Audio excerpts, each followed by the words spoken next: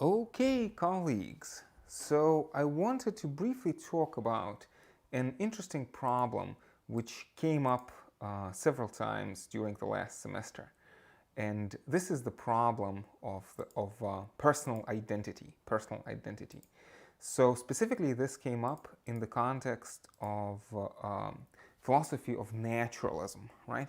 So naturalism, broadly speaking, one could broadly speaking, synonymous with physicalism or materialism, would lead one to believe that one way or another, the human psychological life is in a certain way a product of electrochemical processes in the brain. But the point is that the electrochemical processes in the brain do not seem to have this character that we associate with our own personal psychological lives. I think that I am myself, whereas the chemicals in my brain are, broadly speaking, just chemicals. Like atoms of hydrogen, or let's say molecules of water in my brain are interchangeable. You can presumably put in different molecules, and I would still remain the same person. So there is this issue of how do we reconcile, how can we talk about personal identity in the context of a materialist philosophy, materialist view of a human being. So again, very broad brushstrokes, just want to throw some thoughts on the paper, so to speak. This is not going to be anything like a lecture, just thinking aloud, basically. This is a little exercise in that. And again, I suppose the purpose of this little talk here is really more to raise questions rather than to give answers, although there is a certain answer that I seem to be liking more and more, and part of the reason I'm doing this is I want to introduce this answer. Anyway, so let's start very briefly. So you can look this up. Probably the Stanford Encyclopedia of Philosophies is always the best source to use, but we have this notion of personal identity, and especially this thought experiment of the ship of Theseus. Ship of Theseus. So Theseus is the ancient Athenian hero, and the idea is that he sails a lot, and whenever he comes back to Athens, the pieces of his ship, which are worn down, they get replaced. And so the idea, things like planks of wood, for example, or masts or sails. And so the idea is that there's a fairly rapid turnover, and basically,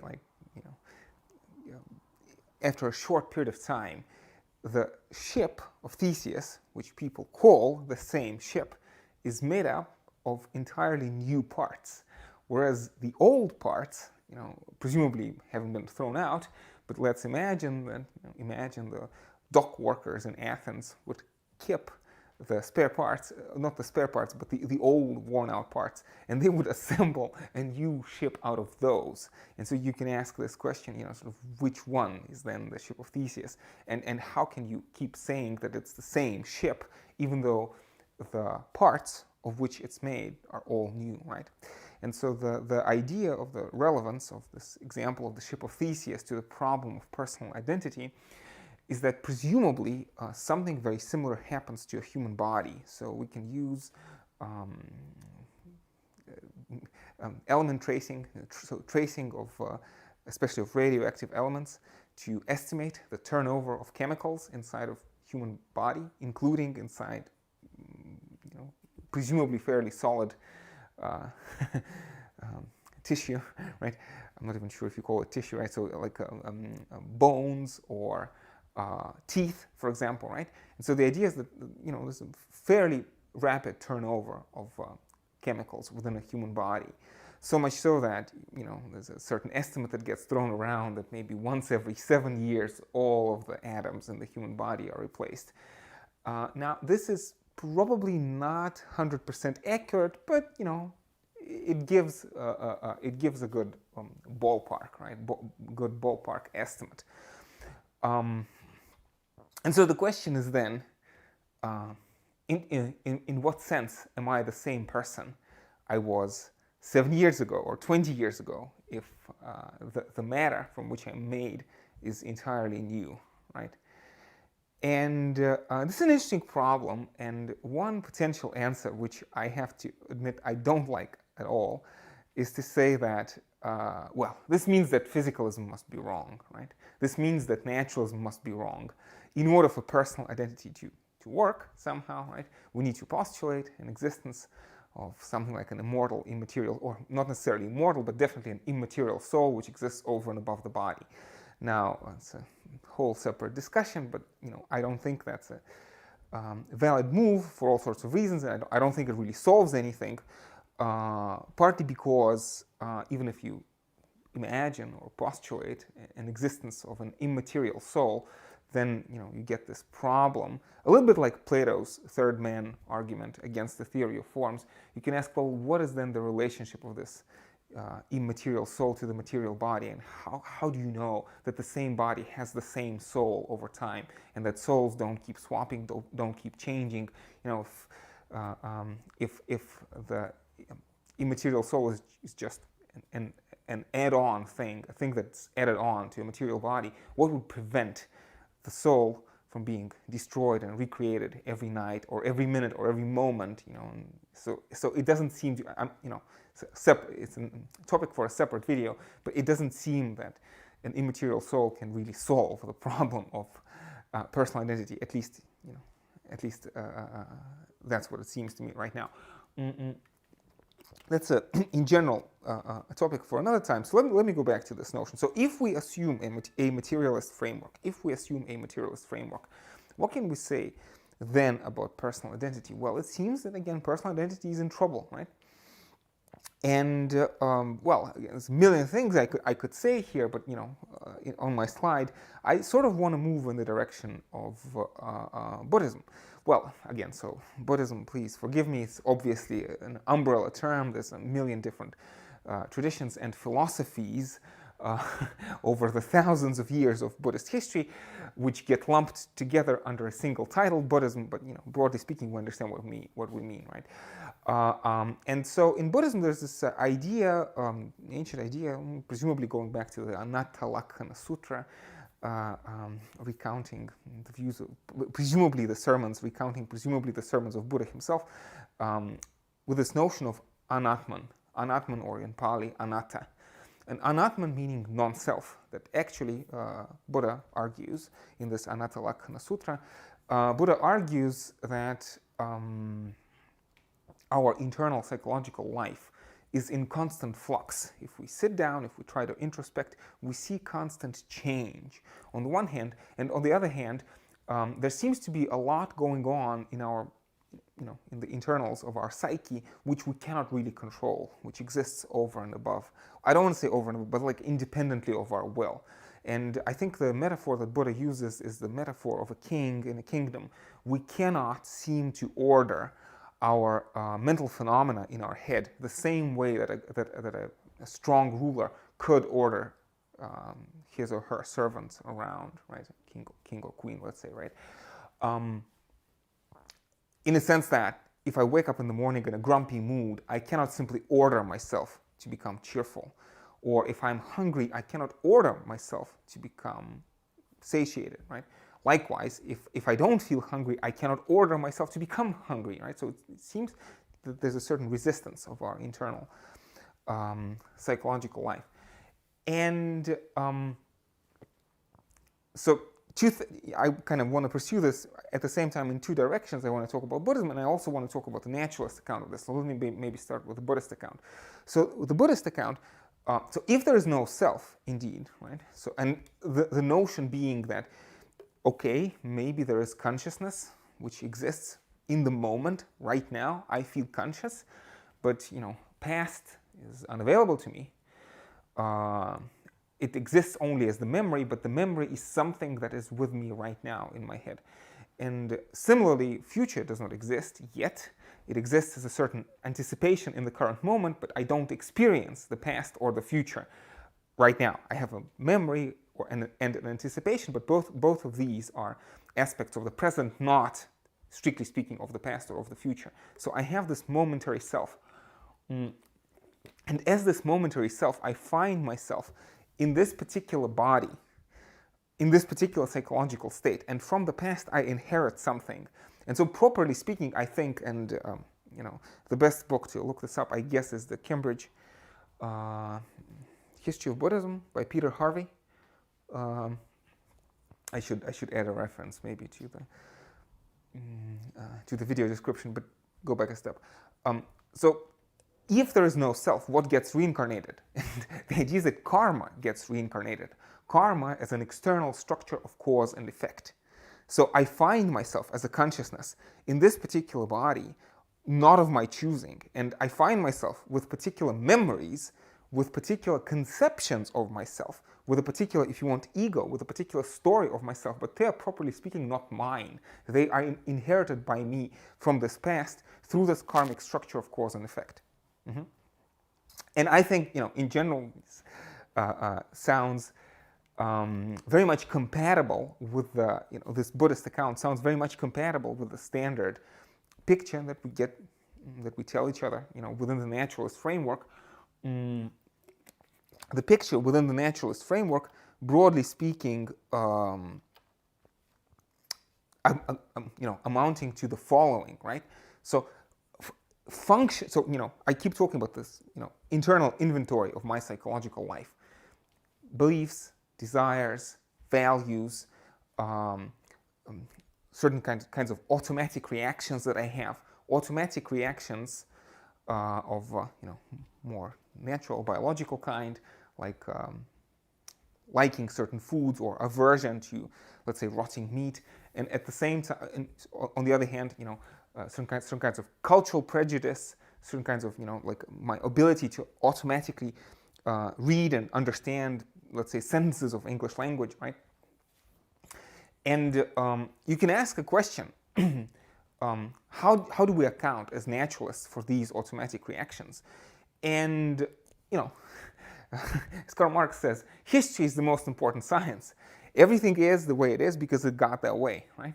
Everything is the way it is because it got that way. So we tell a certain evolutionary story.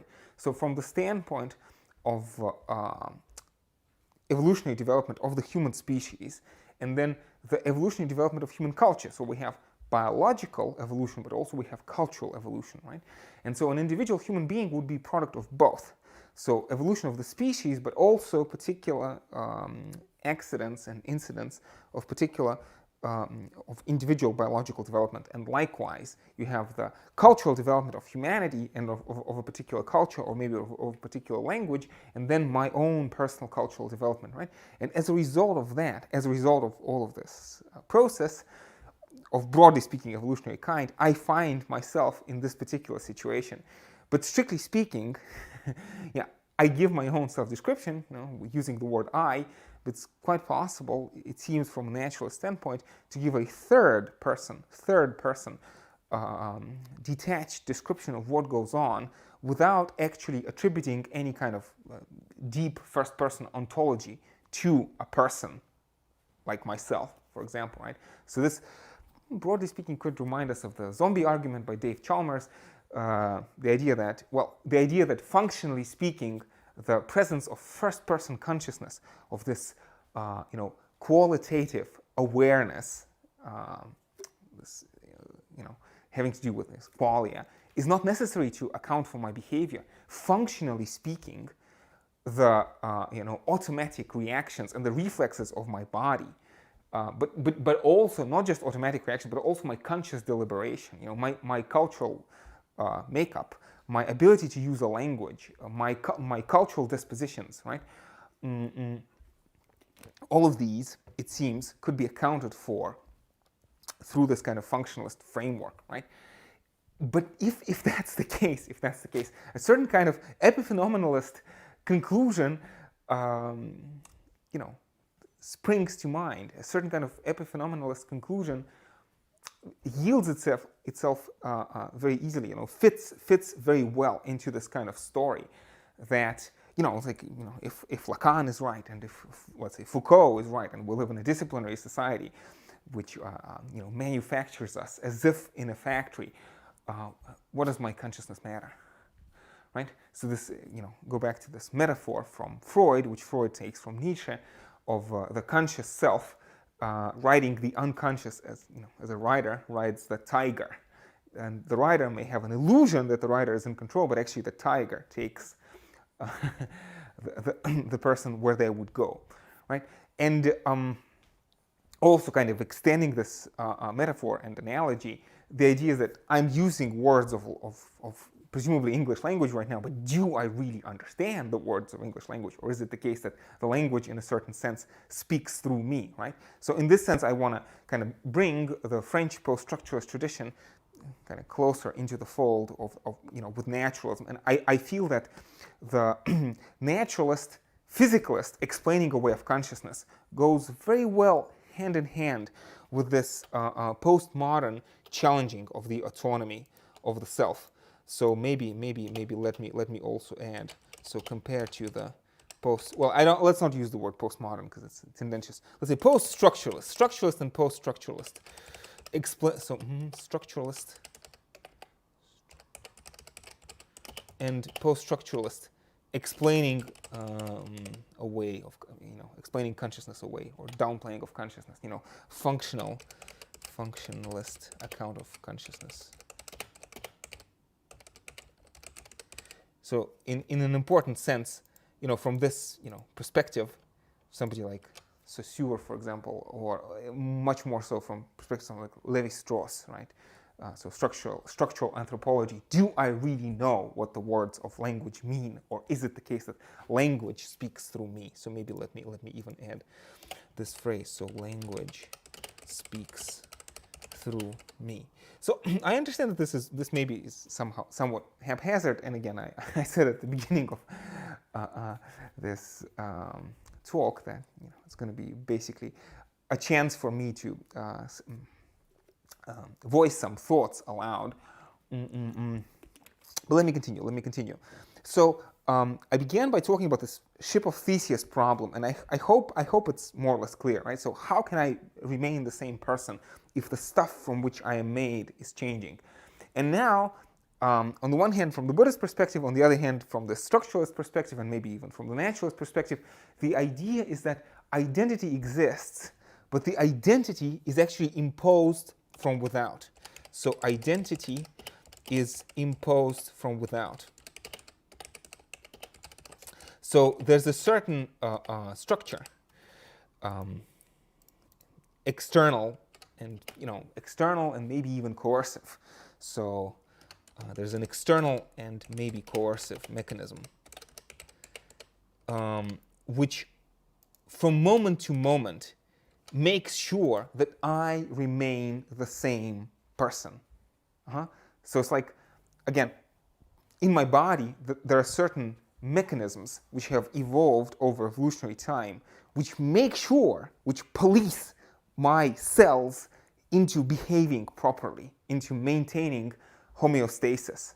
So policing myself, policing the cells of my body into remaining in homeostasis. And likewise, within the cell, there are certain mechanisms which police the organelles of a cell into a certain kind of homeostatic structure. So there is identity, there is continuity, but it is imposed from without. And likewise, in culture, right? Ever since the child is born, and in the process of socialization, a child is taught to understand themselves, to understand oneself as oneself. Again, what Lacan would call the mirror stage, right?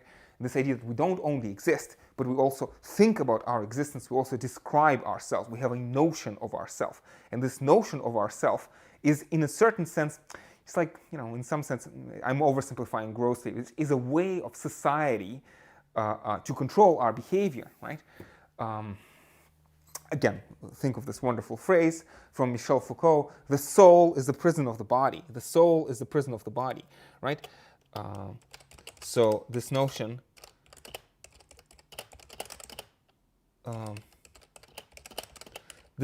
that, in some sense, the soul is a mechanism through which the social system controls the body, right? So, Is this a solution to the personal identity problem? Yeah, it's a kind of a solution. It's a functional solution. It is a kind of solution which kind of unasks the question, which explains the problem away. That you don't need any kind of deep, essential personal identity. What is important is that talking about the individual being the same individual is valid, not because something essentially remains the same about them. That's not the case. You know, we like the ship of Theseus, we change constantly, but there is continuity in identity determined functionally, explained from without, if you want. And maybe one useful analogy would be to talk about societies, right? How we can imagine that society, there's a certain continuity, like, France in the 18th century is broadly speaking continuous with the France in the 21st century, but the people are all different, right? But we still say that there is a certain continuity, if you want, like causal continuity, a certain pattern that continues. I'm thinking right now. I think this potentially is a good example, but I will not be able to phrase this carefully. But let me just, let me say it out loud nonetheless. Sometimes in physics, it's useful to talk about quasi-particles, particles which don't actually exist, like certain within certain. I'm thinking of a particular example. Unfortunately, I don't remember the details. It's like if you're thinking of certain structures, maybe microstructures of magnets, and there's like a hole in the magnetic field. So like an absence, right? And this hole in the magnetic field can travel through the structure. So a hole, an emptiness, is not a positive thing, but it gives off an appearance of structure. Or give another example. I'm not 100% sure this is the best example, but again, like thinking about this, a wave, right? So again, if you imagine maybe something even simpler, people in a stadium, and they are making a human wave, right? So individual humans, they stay in place, but the wave moves through the stadium, right? What is the identity of the wave, right? And I mean, it's clearly valid to talk about this wave. It's a real phenomenon. You can see it moving, right? And it has causal powers, if you want. But the people, right? People are all different in the different moments of time in the lifespan of this wave. Again, imagine a football stadium or something like that, right? And people are making a human wave. I hope you understand what I'm talking about. I'm sure you can Google this, and you'll see some wonderful images of how this is actually done, right? And but the wave is real, even though it doesn't have this fundamental ontology. It's not. There is no fundamental material substrate which remains the same. And yet, causally speaking, like from a functionalist perspective, it seems you can talk about this being the same wave. Now, it's fine, I think, in these detached cases, like talking about waves, for example, right? But the problem is, how can we apply this to ourselves? We have, I have a conception of myself, which seems to be radically different from that, right? It seems to be a very important and integral part of my view of myself, that I am the same person, that I have I accept responsibility for the actions I've done in the past. Not just functionally accept this responsibility, but sort of presumably, deep within my psyche, I have this emotional attachment to the things I remember doing in the past. And likewise, the choices I make right now bear very importantly on what's going to happen to me in the future, right? So if I anticipate I'm going to experience pain in the future, I don't just say, oh, it's going to be a different person. Because again, if you think about this Buddhist perspective of Anatman, the easiest way to visualize this is if you imagine, again, that it's as if substantially the soul is dying and is reborn every moment. So this is why reincarnation is in the title. So reincarnation is not something that happens to you after you die, but reincarnation is something that happens to you while you are alive. And in fact, in a deep sense, you are alive only for one moment. As far as I understand, maybe I should write this with a question mark. I think this is associated with Vasubandhu. Buddhist philosopher Vasubandhu and the School of Yogacara. Again, there's a big article on Vasubandhu on Stanford Encyclopedia of Philosophy, so feel free to check that out, to double check, but that's not the point. That's not the point of the video. I think that's the correct reference, as far as I remember. So again, you have this notion that, again, it's as if you are dying and being reborn from moment to moment. And this is why I would imagine that within the school, it's important that nirvana is something that you achieve in this life. And in fact, it is something that you achieve right now, right? But at the same, if you really come to embrace this view, right?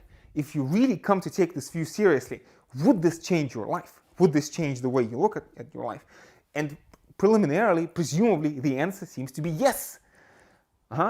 And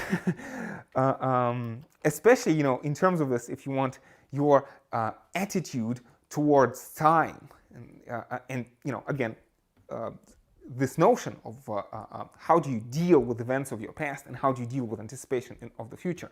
And again, Buddhism, again, I apologize for using this gross generalization and oversimplification because there are different schools of Buddhism, but one sentiment I often find within certain kinds of Buddhist literature is this notion that this is supposed to be liberating. You are supposed to be freed from the guilt about the past and the anxiety about the future. And this idea of anatman is supposed to help you concentrate on the now, to let go the regrets about the past and the feelings of guilt, and become happy, calm, and serene right now. Likewise, let go of the anxiety, in the face of the future. And what I'm driving at is that, this is a view that has consequences, for better or for worse. And so, I suppose, it's a question that has to be taken seriously. Again, it's a serious question with serious consequences. Again, I apologize for slight haphazardness, but I hope that in general the train of thought is clear.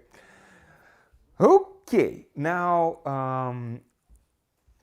I do hope to maybe return back to this topic in the future, maybe in a slightly more orderly fashion. But this is, again, honestly, full disclosure, this is work in progress. I'm thinking aloud, and I invite you to join in the conversation with me. And again, I did not want to do this as a lecture, laying out step by step, all the arguments, because sort of,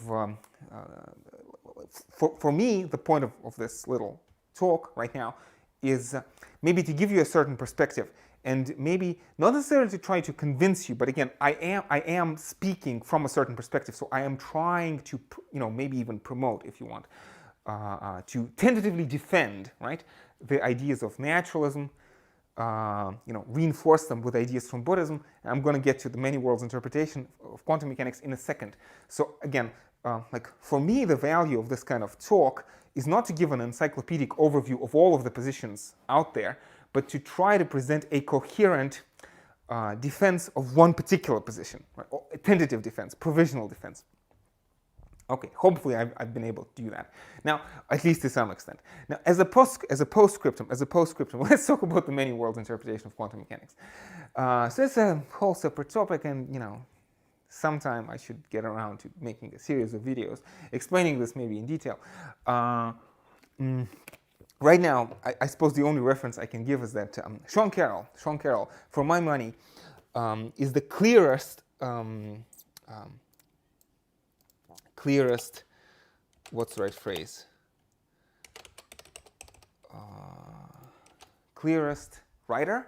Well, Sean Carroll is a physicist in the California Institute of Technology. And he writes popular, he's a serious physicist, but also he's a popularizer of science.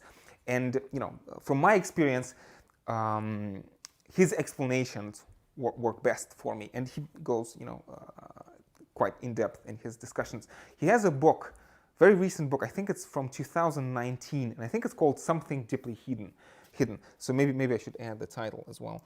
The entire book is about quantum mechanics, deeply hidden. Quantum mechanics is a very complicated topic in all sorts of ways. I don't want to talk about this in detail right now. But there are two particular interpretations which I like. One is the many worlds interpretation by, I think coined or developed by Dan Everett, and today Sean Carroll is one of the biggest promoters, one of the most vocal promoters of the many worlds interpretation of quantum mechanics. The other interpretation which I like, actually which I like even more, is the de Broglie-Bohm pilot wave interpretation of quantum mechanics. But it's a separate topic. I don't want to talk about this right now. And I think there are reasons to prefer. I see reasons, I see advantages of the many worlds, and I also see advantages of pilot wave, and it's hard for me to compare the two. In general, I find pilot wave much less extravagant philosophically because it doesn't have to postulate the many worlds. But let me go back. Let me go back to the case at hand. So in the many worlds interpretation of quantum mechanics, and this is incidentally why I have this formulation of the Schrodinger equation up here as a title of today's little conversation, right? The famous equation, which is actually engraved on Erwin Schrödinger's tombstone, his most important contribution, I guess, to contemporary physics. And the idea is that within the many worlds interpretation, Schrödinger equation, there is no collapse of the wave function, and the Schrödinger equation represents the entirety, the reality in its entirety. Now, Schrödinger equation also predicts superpositions, right? And this is the famous Schrödinger's cat experiment, right? So the cat, you can look this up. Obviously, I don't want to go into details right now, but according to the thought experiment, if the Schrödinger equation were true, you should be able to see the cat both alive and dead at the same time, because Schrödinger equation straightforwardly predicts superpositions of particles. It predicts that particles, for example, should be able to be at two locations simultaneously, or actually a continuum of locations simultaneously, or maybe a given photon could have a superposition of two different polarizations, or let's say two electrons can have, or let's say a particular electron can be in a superposition of, let's say, spin up and spin down. So be at the same time, spin up and spin down. But we never observe this. We never observe this in our reality. So the way that the many worlds interpretation solves this is by postulating that actually, in the Schrödinger's experiment, yes, the cat is actually both alive and dead. The cat is actually both alive and dead. And the only reason why you do not see the cat as being both alive and dead, nobody has ever seen cats both alive and dead at the same time, is because the wave function, which wave function? This wave function, right, from the Schrödinger equation. The wave function of the universe branches into two. And on the one branch of the wave function, the cat is dead and you see it dead. And on the other branch of the wave function, the cat is alive and you see it alive. And this is why you never have this experience, because the wave function branches and you only always find yourself on one of the branches. But according to the many worlds interpretation, there's an enormous amount, maybe an infinite amount. It's a mathematical question. It's a mathematical and a physical question, whether there's a finite or infinite amount of worlds. Not really important for the purpose of our discussion. But at the very least, there's a huge amount of these alternative worlds which we do not see and with which we cannot interact, but in which you have descendants, right? And these descendants are sometimes very close to you physically in all respects, and sometimes maybe even completely identical, depending on the branching of the wave function. And I think Dan Everett, when he first thought about this idea, he had amoebas in mind, right? So when amoeba splits into two, when an amoeba, right, a simple single-celled organism, when it splits into two, which one does it become? And Dan Everett, I think his temptation was to say kind of both. It's a meaningless question, right? And I understand already that this talk is kind of going very much astray because it's a complicated technical issue. But I am trying to give you a certain flavor of how should I think about this, right? But to me, the point is that if I take the many worlds interpretation seriously, right, And I think there's something going for it. So it's not a stupid interpretation. There are good reasons to be an adherent of the many worlds interpretation. For all we know, it may be true, right? And not just in the sense that anything might be true, but no, there are actually good physical reasons to believe that it may be true, and there are serious physicists who take it on board. The reasons we can go into some other time. But then, if the many worlds interpretation is actually true, then you see, if we take this physicalist view of personal identity, saying that identity is external and coerced, and actually there is no unequivocal, straightforward ontological identity between me in different moments of time, right? So Sean Carroll actually says this. Sean Carroll says, strictly speaking, the ship of Theseus is different at every different moment of time, right? The ship of Theseus is different at every moment of time. But also, the ship of Theseus, if you take on board the many worlds interpretation of quantum mechanics, is different in the different branches of the wave function. Even if, it's physically identical, but, if you find yourself on different branches, then it's a different ship. And so it's like, as the universe evolves into the future, you have different slices of the ship of Theseus at different moments of time, but also different slices of the ship, if you want, different instances of the ship in different branches of the wave function. And I feel that there's a certain analogy between the two. So what I'm driving at is that right now, I cannot experience my future. And right now, if I believe the Buddhists, I am not the same person I'm going to be in the future.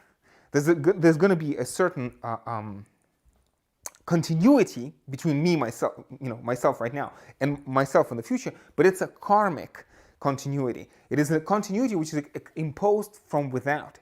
I am not going to be the same person in 20 years. Strictly speaking, it's not going to be me. It's going to be my descendant, but not myself, right? If I take this idea on board, then not only me in this universe is going to be a different person, but my relationship to myself in the other branches of the wave function is going to be exactly the same. And why is this an important thought? Well, it's an important thought because I should make this very clear. The wave function branches because of its internal dynamic, right? There's decoherence, there's superpositions. I should say first there's superpositions and then there's decoherence. So this has nothing to do with human choices, right? So human choices, as far as we can tell, cannot branch the wave function. So the choices straightforwardly do not branch the worlds. But because the worlds are going to be different, basically because of quantum noise. Quantum noise introduces random fluctuations this way, that way, and so this is what basically branches the wave function, right? It's not that my choices will cause the universe to split, but in different universes, it is likely that my choices will be different.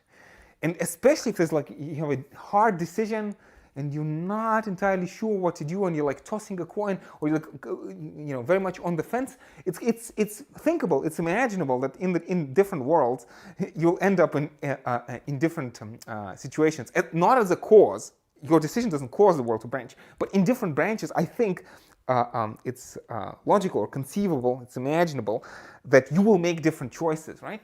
And so in this sense, I again, this kind of helps me to see the world with a certain kind of equanimity. My future self, every one of my future selves, will only be able to see only one outcome. But in principle, my current self will branch into many different versions, and they will be able to experience many different futures. So it's not like, sort of again in this karmic imposed continuity from without. It's not like I'm going to have one future. I'm actually going to have many futures. And, this may sound terrifying, I guess, but this can also, I think, sound liberating. And, well, it's like, obviously, if you imagine different extremes, you have to imagine both good and bad. Sort of, there are some worlds in which bad things are going to randomly happen to me, but there are other universes, branches of the wave function, in which something good is going to happen to me. But and all of this, in some sense, is beyond my control. Because again, in general, the many worlds interpretation is a deterministic interpretation, right? So the idea is that the wave function evolves completely deterministically, and there is absolutely, within this interpretation of quantum mechanics, there's absolutely no randomness whatsoever. So is this some kind of cause for equanimity? Is this an argument for remaining calm and serene in the face of challenges of life? I'm not sure, but it's something interesting to think about. Okay, I feel that the first half of, before I got into quantum mechanics, this was slightly clearer, but still, if any of you understood anything, or maybe this will stimulate you to look these things up on your own. Anyway, as I said in my opening video, my general plan, my general standard for these kinds of talks is to be no less coherent than I am in classroom. Right now, I think you're getting a very good example of my level of coherence, during class. So anyway, but I do hope that this was at least somewhat clear, or at the very least that this was stimulating, and maybe this will stimulate you to do a little bit of your own research. And hopefully in the future I will do a second pass on this topic, having thought about this some more, and maybe give a more coherent account. But definitely this is something for me to think about. And again, saying things out loud definitely helps me organize my thoughts a little bit. Because when I started this, I wasn't exactly sure where I'm going, but now maybe certain things seem slightly clearer. Anyway, thank you, colleagues, for joining me once again, and stay safe, take care, and hopefully I'll see you next time.